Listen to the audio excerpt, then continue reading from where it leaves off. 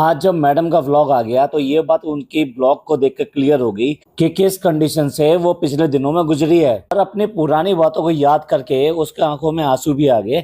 साथ साथ उसने ये भी कहा कि ऐसे में सिर्फ और सिर्फ जनाब का सहारा रहा और उसने अपना एक एक दुख बयान किया है। ये सब सुनने के बाद में क्या अब भी लगता है कि डब्बा ने जो सब काम किए वो उसे करने चाहिए थे, और जिस तरीके से किए वो एक खास बात थी, तो करने चाहिए थे उसको या नहीं करने चाहिए थे। बेशर्मी की भी हद होती है, कोई अपने मुंह से कुछ भी बोल सकता है, कुछ भी कह सकता है। कितनी सारी एक्सप्लेनेशन दी है डब्बा ने कल अपने व्लॉग में कि उसने नाम रिवील क्यों किया, उसने ईद क्यों मनाई, ये सारी चीजें क्यों करी, क्यों करके हकीका करा, और क्यों करके लोग बाग नेगेटिविटी की बातें कर रहे हैं। चलिए एक एक करके इसकी बात को एनालाइज करेंगे, खास तौर से मैडम का व्लॉग देखने के बाद। जिन लोगों ने देख लिया है मैडम का व्लॉग वो अच्छी तरीके से अंडरस्टैंड करेंगे कि सिमिलर केस है कि नहीं है।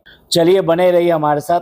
आज की चर्चा में आपका स्वागत है। जो लोग चैनल पर पहली बार आए हैं तो प्लीज़ सब्सक्राइब कर लें और बेल आइकन भी दबा दें, जिससे कि आने वाली वीडियो की इन्फॉर्मेशन आपको टाइम से मिल जाए। आप हमारी इंस्टा आईडी पे भी हिट कर सकते हैं, इंस्टा आईडी नीचे दी हुई है।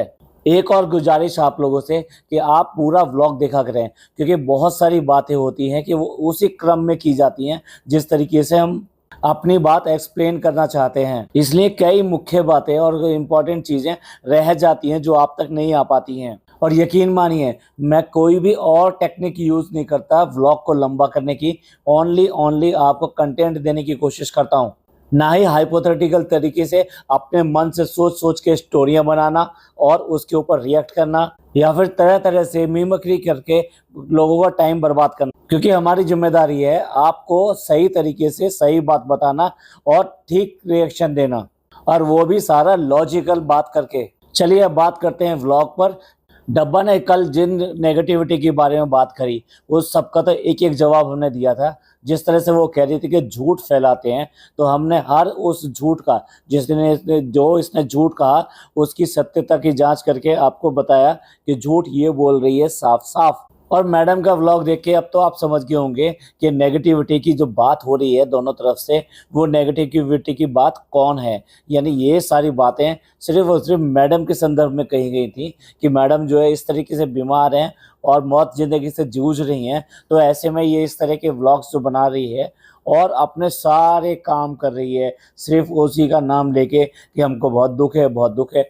व्लॉग में एक या दो बार इस तरह से कहने से कोई दुखी नहीं हो जाता है। देखना है दर्द तो मैडम की मम्मी के चेहरे पर देखिए आप। पहली बात तो उसको व्लॉग्स में बहुत कम जगह मिलती है, यानी उसको बहुत ज़्यादा दिखाया नहीं जाता, लेकिन जितना भी दिखाया गया है आपको एक एक पल पे लगेगा कि वो उसने अपना वक्त किस तरीके से काटा है। इसके सिर्फ ये कह देने की वजह से कि हमको बहुत दुख है और हम उसको उनके लिए दुआ कर रहे हैं, तो अपने घर के एक आदमी होने के नाते यहाँ पर ये ख़त्म नहीं हो जाती। जिस तरह से मैडम ने बताया कि डॉक्टर के सामने बात करने के बाद में इन लोगों को कितना तगड़ा झटका, शॉक लगा था, और उसके बाद में उसने आईसीयू में बैठकर आईसीयू में रहकर जो जो बातें सोची और जो जो इन सब लोगों के बारे में उसको ध्यान आया, उससे तो समझ लीजिए उसकी नज़रों से वो सारे पर्दे हट गए जितने की ये ड्रामेबाजियाँ करती है, और उन ड्रामेबाजियों के लिए मैडम को दोषी ठहराती है और कुछ भी करने के लिए आगे नहीं आती।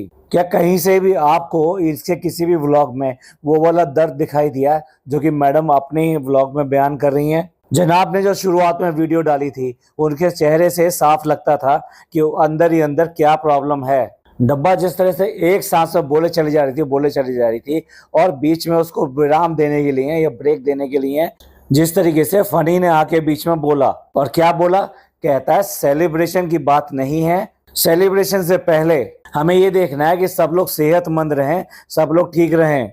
और ये चीज़ हमारे लिए इम्पोर्टेंट है क्योंकि हमने ये सब चीज़ें देखी और हमने ये झेला। अब आप ही बताइए क्या आपको लगता है कि सेलिब्रेशन को इम्पोर्टेंस ना देके ये इस बात की इम्पोर्टेंस देना चाहता है कि उसके घर में सब लोग कैसे हैं और ठीक हैं या नहीं है? और मैडम ने जिस तरीके से बताया कि वो जिस तरीके से सुनने के बाद में बिल्कुल ही अंदर से टूट गई, यहाँ तक कि जो है जनाब भी अंदर से बिल्कुल टूट गए और दोनों जो है काफ़ी हद तक रोए। उसके बाद में एक दूसरे की हिम्मत देने के लिए उन लोगों ने बात करी। इन्होंने 1% भी उसका बारे में सोचा है, 1% भी समझा है कि क्या प्रॉब्लम हुई थी, क्या प्रॉब्लम नहीं हुई थी? अपना सेलिब्रेशन अपने सेलिब्रेशन को इम्पोर्टेंस नहीं देते।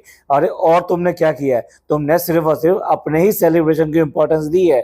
नहीं तो चीजें सिंपल तरीके से हो सकती थी, बिना मेहंदी लगाए भी काम हो सकते थे, बिना नेम रिवील का ड्रामा करे हुए वैसे भी नाम बताया जा सकता है। अरे क्या फर्क पड़ जाता है, लाखों करोड़ों लोग अपने नाम ऐसे ही रखते जाते हैं, भाई छोटा हो या बड़ा हो, यहाँ तक कि इंडस्ट्रियलिस्ट क्यों ना हो। अगर उसके यहाँ कोई बच्चा पैदा होता है और उसके बाद में कोई भी उसके बारे में पूछता है आपने बच्चे का नाम क्या रखा है, अरे सभी लोग प्राउडली ये बताते हैं हमने बच्चे का नाम ये रखा है।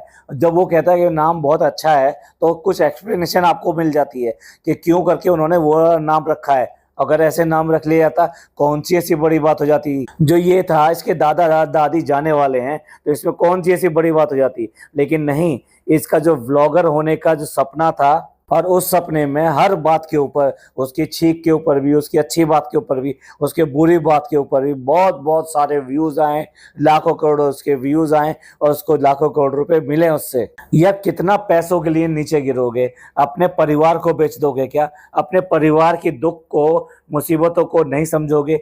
यही वजह है जो ये नेगेटिविटी की बात कर रही है, सब लोगों ने इसी बात के लिए ट्रोल किया है। इसको सेंसिटिविटी नहीं हो रही है, इसको बिल्कुल भी एहसास नहीं हो रहा है कि क्या हो रहा है क्या नहीं हो रहा, जबकि लोग एहसास कर रहे हैं इस बात का कि कितनी बड़ी प्रॉब्लम के साथ में ये किस तरह से सेलिब्रेशन करने पर लगी हुई है।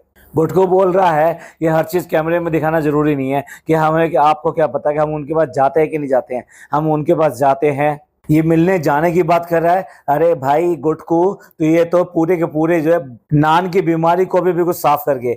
एक भी व्लॉग में इसने नान की बीमारी का जिक्र तक नहीं किया और वहाँ हॉस्पिटल में रहने के लिए अपने आप को वहाँ पे नहीं गया। सचमुच में ये फैमिली का दुख समझते हैं। और मैं ये कह रहा हूँ कि अगर तो इन्हें वाकई में दुख लगता था इस बात का, तो भैया ऐसा क्या है कि जो दुखी है, आई मीन जैसे जनाब थे, जनाब वहाँ पे अप एंड डाउन कर रहे थे, हॉस्पिटल जा रहे थे, अपने बच्चे को नहीं देख पा रहे थे, मैडम को देख रहे थे, तो भैया क्यों जाके वहाँ सपोर्ट में वहाँ जाके नहीं खड़ा हो गया होगा। क्या जनाब के चंगू मंगू और इसके जो खास दोस्त हैं वो जाकर वहाँ पे खड़े हुए होंगे कि नहीं होंगे। आप कितना भी मतलब अपनापन यही होता है, आप जिद भी कर सकते हो, नहीं नहीं नहीं मैं आपके साथ रहूंगा यहाँ पर, मैं आपको अकेले नहीं छोड़ूंगा ऐसी कंडीशन में, और या क्या आप आराम कर लीजिए, मैं यहाँ पे हूँ आज, आपको इस तरह की सोचने की जरूरत नहीं है। मतलब 11 दिन जनाब जो है हॉस्पिटल में रहे आए, इन 11 दिनों में एक दिन भी इसको इस बात की नहीं सूझी, बस इस बात की पड़ रही है कि हमने ब्लॉग में नहीं दिखाया,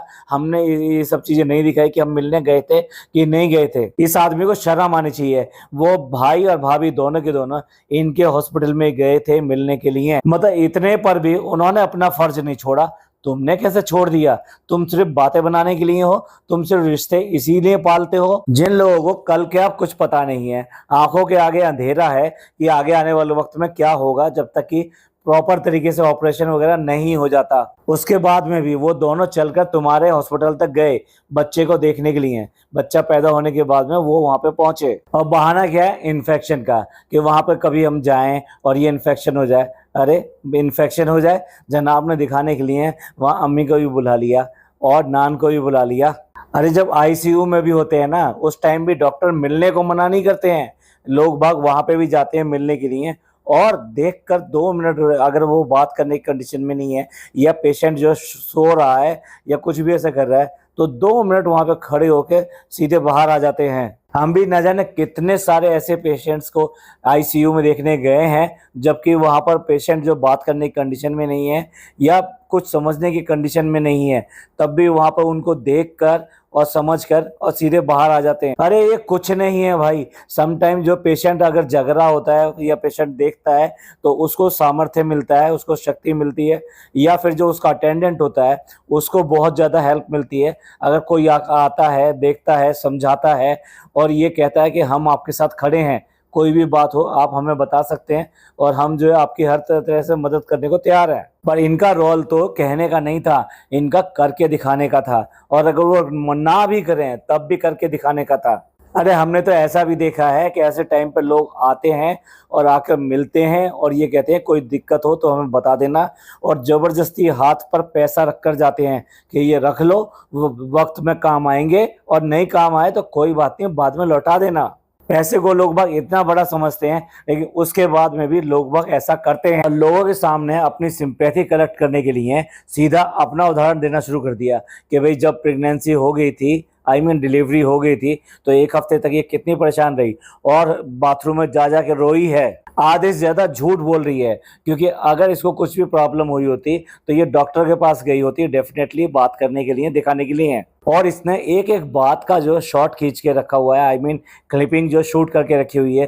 तो ऐसा नहीं हो सकता है कि बीच में कभी भी इसने ये एक बार भी गई हो और इसने क्लिपिंग ना डाली हो कि फ्रेंड्स हमको जो कुछ प्रॉब्लम हो गई थी और हम उस दिन जो डॉक्टर के लिए गए और वहाँ पर जाकर हम डॉक्टर से बात करने के बाद तब वापस आए, या डॉक्टर ने हमारे साथ ऐसा किया तब हम वापस आए। अरे जिनके व्लॉग में खाना पीना दिखा सकते हैं, शॉपिंग दिखा सकते हैं, वो भी ऐसे टाइम पर, फिर भी ये कह रही है कि इसको प्रॉब्लम हुई। अरे प्रॉब्लम किसको नहीं होती? जब आप सीजर हुआ है आपका तो थोड़ी बहुत प्रॉब्लम तो होती हैं। ये प्रॉब्लम वो वाली प्रॉब्लम नहीं है, ये प्रॉब्लम इस बात की है कि तुम जो है अपने आप को ऐसे बन रहे हो जैसे कोई बहुत ही छोटी सी कली हो, यानी बहुत ही छोटी उम्र की लड़की हो और वो फर्स्ट टाइम प्रेग्नेंट हुई हो और उसको फर्स्ट टाइम डिलीवरी हुई है, और उसको कुछ भी बात ना पता हो और उसके साथ में जो भी चीज़ें होती हैं वो उनको देख के घबराती है, प्रॉब्लम होती है और रोती है। पर तुम्हारे साथ तो कितनी सारी एक्सपीरियंस लेडीज सारी सारी घर में इकट्ठी थी, और अगर ये तुमको समझा नहीं सकती, तुम्हें बता नहीं सकती, तुम्हें सचेत नहीं कर सकती कि क्या क्या हो सकता है और कि इस प्रॉब्लम में क्या करना चाहिए और ये प्रॉब्लम टेम्परेरी है या नहीं है, तो भैया भगा देना। इन सबको क्यों रख रखा है घर में? इनको आखिर बुलाया ही क्यों है? फिर अगर प्रेगनेंसी जैसी यानी डिलीवरी जैसी नॉर्मल चीज़ों में जो हर घर में होती रहती हैं और सबको थोड़ा बहुत हर तरह का एक्सपीरियंस होता है, तो फिर कैसे करके वो इसके सहारा नहीं बनी और इसको बारे में बताया नहीं? और फिर दूर क्यों जाते हो? भाभी की डिलीवरी हुई थी, कितना टाइम दिया था भाभी को? तो अगर भाभी को टाइम दिया होता, उसकी मुश्किलों को समझा होता, उसकी दिक्कतों को समझा होता, तो रिलेट कर पाती ना कि ये प्रेगनेंसी के बाद में, डिलीवरी के बाद में क्या क्या प्रॉब्लम होती हैं। तो ये जब मैंने भाभी को देखा था, भाभी को भी हुई थी और वो आराम से वो जिस टाइम कट गया था और वो ठीक हो गई थी, या इस प्रॉब्लम में डॉक्टर ने ऐसा करने के लिए कहा था तो हम भी अपने डॉक्टर से बात कर लेते हैं। लेकिन भैया इसने अपनी भाभी को कुछ समझा हो तभी तो। इसने तो ये समझा जैसे कि पड़ोस की किसी भाभी के यहाँ बच्चा हुआ है और इसको कोई फर्क नहीं पड़ता, कोई मतलब नहीं पड़ता, ठीक है भतीजा आ गया है तो आ गया है। तो ये सारी एंजाइटी की, इन सब की बातें करके ये अपने आप में सिंपैथी गेन करना चाहती है, ये दिखाना चाहती है कि मैं इतनी प्रॉब्लम में होने के बाद में भी मैंने ये सब चीज़ें बर्दाश्त करी और उसको चुल तरीके से आपको नहीं बताया। डेफिनेटली अगर ये सब चीज़ें सही होती तो आप देखते इसके प्रेगनेंसी के ब्लॉग, ये अपने आप को ऐसा दिखाती, ओहो हो, जैसे हिलने में भी इसको दर्द हो रहा है और जैसे चलने में भी इसे प्रॉब्लम हो रही है और रातों को जो इसको सोने में दिक्कत हो रही है, कितना फीडिंग की वजह से उसे परेशानी हो रही है। और ये भाभी और इन्होंने तो भाई ऐसी ऐसी बातें करी थी निप्पल की और पता नहीं क्या क्या, कि खिंच के बच्चा जो है वीव नहीं कर पा रहा है, उसकी वजह से बड़ा पेन हो रहा है, बहुत दर्द हो रहा है और कभी कभी वो जो है काट लेता है, जैसे छोटा सा ही बच्चा जो पैदा हुआ है वो ऑलरेडी दांत लेकर आया हो। तो इसने तो भाभी से भी ज्यादा इतनी सारी बातें बनानी थी कि हर किसी को पता लग जाता कि वो प्रेगनेंसी क्या चीज होती है, प्रेगनेंसी के बाद में, डिलीवरी के बाद में कितनी ही ज्यादा प्रॉब्लम सहन करनी पड़ती है। और अब ये सारे तीर चलाने के बाद में अब आखिरी तीर आया है, और आखिरी तीर क्या आया है कि भैया ये तो हमारी रोजी रोटी है, और तुम जो ये कह रहे हो ना कि तुमने व्लॉग बना लिए, हम तो व्लॉग बनाएंगे क्योंकि हमारे पास कोई और रोजी रोटी नहीं है। सच पूछो तो अब आई है असली बात पे, जो असली बात है, जो सच बात है वो यही बात है। इसको सबसे बड़ा प्रॉब्लम इसी बात से है, क्यों करके लोगों ने ये कहा कि ये व्लॉग नहीं बना सकती, और इसने व्लॉग बनाए हैं तो कितनी बड़ी प्रॉब्लम करी है। सबसे बड़ा दुख और सबसे बड़ी सच्ची बात जो है ये लास्ट में आके बोली है कि हमारा तो व्लॉगिंग ही धंधा है, इसी से हमारी रोजी रोटी चलती है और इसके अलावा हमारे पास में कोई इनकम नहीं है।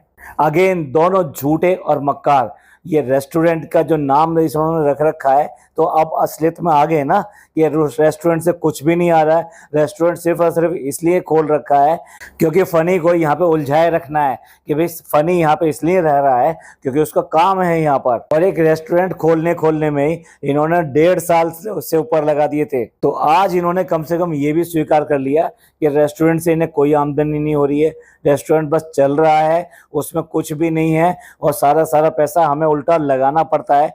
इसलिए हमारी सिर्फ सिर्फ सोर्स ऑफ इनकम यही है, व्लॉगिंग ही है। और कह रही है कि इसके लिए जरा हमें कोई शर्मिंदा नहीं होते, यानी हम शर्माते नहीं है। ये तो हम कहते ही हैं, हमेशा ही कहते हैं, सारे लोग कहते हैं कि तुम निहायत ही बेशर्म हो और इसी बेशर्मी का चोंगा ओढ़ कर लोगों की बेइज्जतियां करते हो, लोगों को खरीद के दिखाते हो।